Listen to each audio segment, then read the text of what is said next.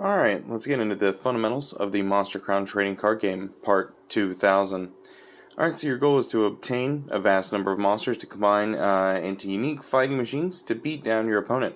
To do this, you must attack them and reduce their location deck to 0 cards. Then strike one last time when that deck is empty, and that deck is 20 cards. Alright, so the field layout, so like with most TCGs, you have your deck, and then your discard over here. And just above your deck, you're going to have your location deck, which is your resource/life total. And there's one other area over here called your experience, and we'll go over that later. Alright, so next let's look at the field area where your monsters are going to go. So just kind of takes center stage here. And all the monsters you've caught but aren't your active monsters, this is just the one that you're going to be fighting with and everything.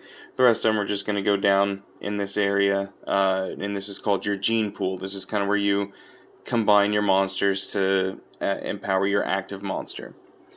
Alright, so next let's look over here at your location area. So each turn you're going to play a location card, and they're going to go over here on the side. You have up to 3 slots that you can play, and then in these location areas, that's where you're going to play wild monsters next to them.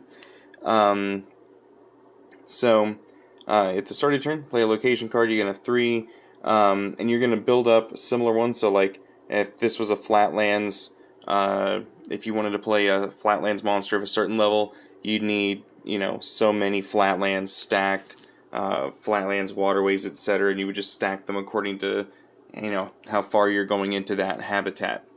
Alright, so from here, you use your active monster to attack things in your wild, or in the case of like NPC cards, you're going to encounter them and activate their effects.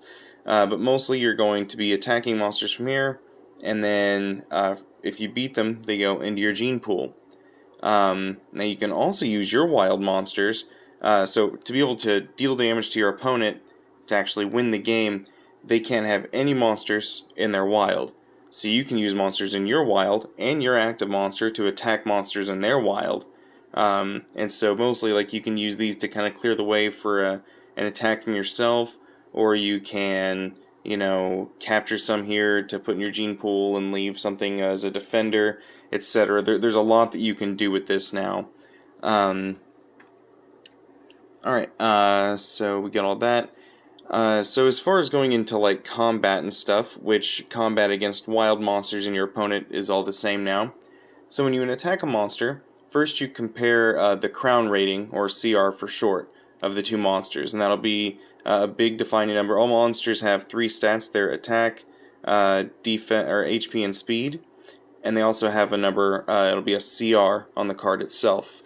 So the first thing you do is you compare those.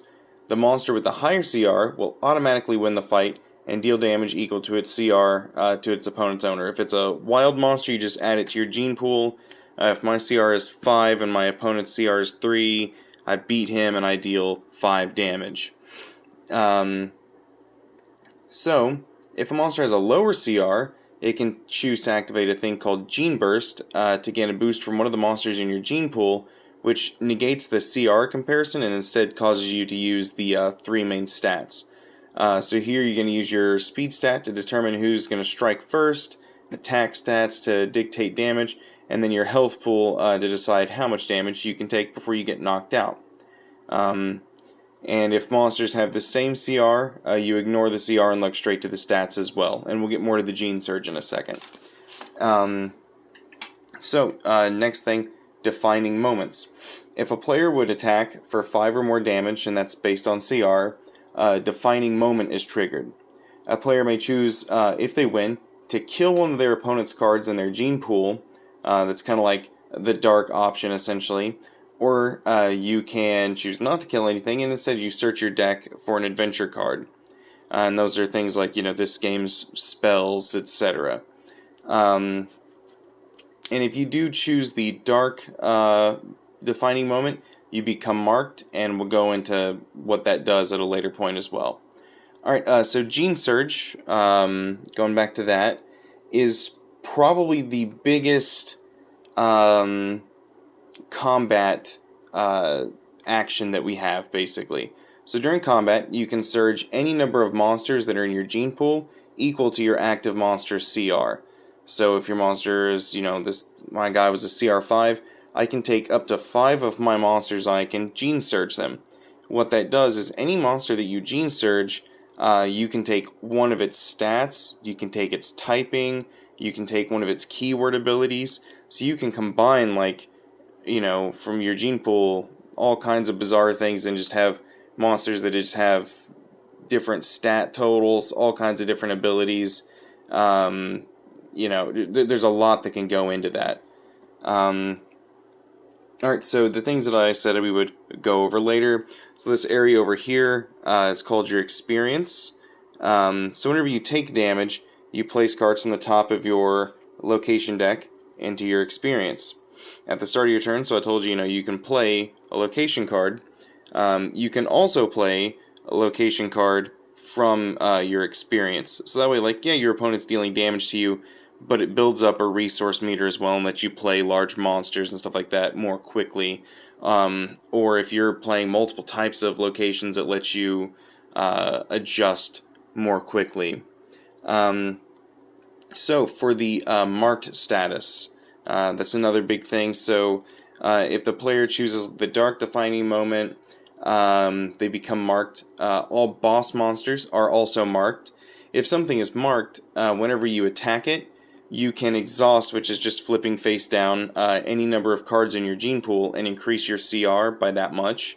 So basically, what that means is that if your opponent attacks you and kills one of your monsters, you can counterattack, and let's say you have 8 monsters in your gene pool and you're a CR5.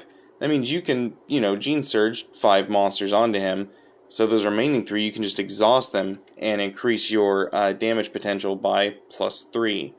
And same against wild boss monsters, you can just exhaust a bunch of cards to just increase your CR, which adds a lot of brevity to combat in the wild. But these are the fundamentals. Play monsters in your location areas, capture them or use them to attack or defend yourself from your opponent, and clear your way to your opponent to land heavy blows. If you have any questions, I will be very glad to answer them. Thank you.